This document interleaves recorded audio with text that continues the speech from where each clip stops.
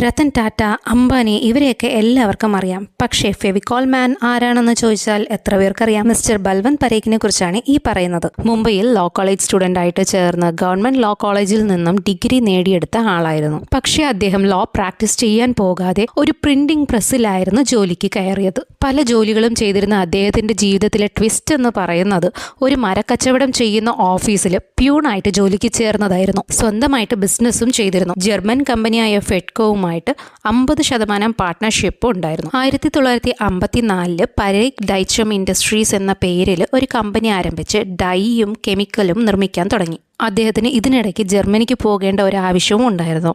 ഫെഡ്കോയിൽ നിന്ന് കുറേ സ്റ്റോക്സ് മേടിച്ച് ഫെവിക്കോൾ എന്ന ഗ്ലൂ ഉണ്ടാക്കി നല്ല ലാഭവും കണ്ടു. 1959 ഈ കമ്പനിക്ക് പെഡിലൈറ്റ് ഇൻഡസ്ട്രീസ് എന്ന പുതിയ പേരുമിട്ടു. പെഡിലൈറ്റ് ഇൻഡസ്ട്രീസിന്റെ മാർക്കറ്റ് റേഞ്ച് നിങ്ങൾക്ക് അറിയാവുന്നതാണല്ലോ. ഫെവിക്വിക്, ഡോക്ടർ ഫിക്സിലോ, എംസിൽ എന്നിങ്ങനെ